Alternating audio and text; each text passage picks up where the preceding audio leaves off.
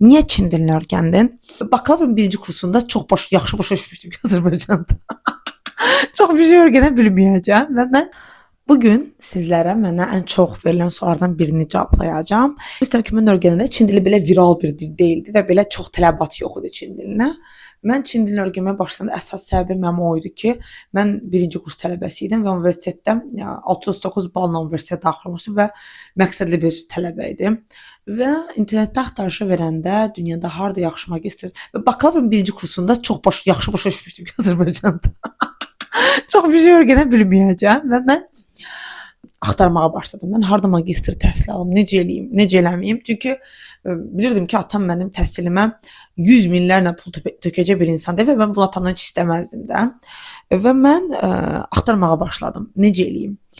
Və axtarışa verəndə gördüm ki, sənəmi Çin universitetlərində çox yaxşı beynəlxalq münasibətlər təhsili verilmiş və ümumiyyətlə çox yaxşı təhsil verir Çin universitetləri. Və mən nə etdim? Birinci resurs ayırmamaq istədim. Çünki həqiqətən də heç aləmə yük olmayan bir tələbə idim. Və mən birinci self-study'yə başladım, özümü öyrənməyə başladım. Amma belə deyim də, özüm öyrənməyə başlayanda çox sürətli yol qət etmirdim.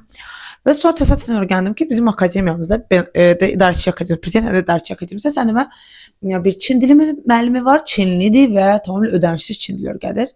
Və mən əlbəttə ki, getdim və yazıldım.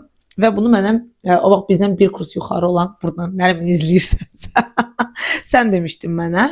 Və mən yazıldım Çin dilinə. Yazılanda birinci əvvəlcə biraz çətin oldu. İstərsiniz xarici bir dildir, amma məqsədli idi. Mən bilirdim ki, mən ECSK 5 alacağam və mən Fudan Universitetinə gedəcəm. Mən Fudan Universitetinə ən azından müraciət edəcəm. Bu qədər məqsədli idim. Yəni birinci kurs idi və indi tərəfə baxana düşünürəm ki, ayda bu gənclər niyə belədirlər də? Əlbəttə ki, indi çox yaxşı, çox məqsədli gənclər var, amma bilirsiniz necədirlər? İndiki gənclərdən gördüyüm ata-anaları pul tökür, onlar isə o cavabı vermirlər. Amma əlbəttə bilirəm, hardasa o vaxt mənim olduğum kimi məqsədli gənclər var və məni izləyirlər. Deməli, mən nə etdim? Məqsədli heç nəyinə, ağına, bozuna baxmadan öyrənməyə başladım. Mənə qrup yoldaşlarım görürdü də, mənim sumkamda, çantamda universitetə gələndə də bəlkə universitetdə keçdiyim dərs kitablarından çox Çin dili kitabları olurdu. Və mən belə formada ECSK 5-i 2 ildən az müddətə keçdim. Demək olar ki, 2 il civarında bir müddətə keçdim. Bitirdim, aldım. Dövlət təqaüdünə müraciət etdim və dövlət təqaüdünü Azərbaycan Təhsil Nazirliyi keçirdir. Müsahibəsini də seçim turunda uğurla keçdim.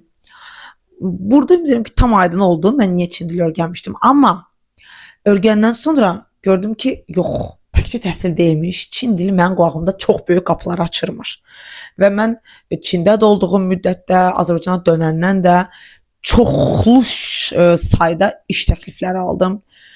Amma mənə daha uyğun olanı oldu ki, özüm tədris etməyə davam edim. Çünki maaşlar mənə o qədər də qane etmirdi. Hətta səfirliyin maaşı da mənə o qədər qane etmədi.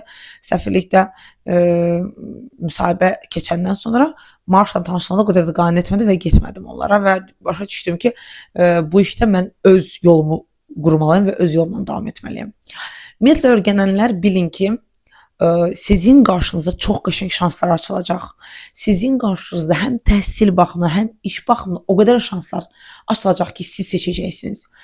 Bu dili öyrənməyə bu sizin üçün çox böyük bir motivasiya olacaq məncə. Buna əlavə əlbəttə ki, öz biznesini quranlar sayısız çoxdur. Mənim hekayəm belə idi. Sizin hekayənizi isə rəylərdə görməyə çox istəyərəm. Əgər hər hansı bir sual yaranarsa, yenə də mənə verə bilərsiniz. Bilirsiniz ki, Instagramda da, YouTube'da da bütün yazılan rəyləri cavablayıram.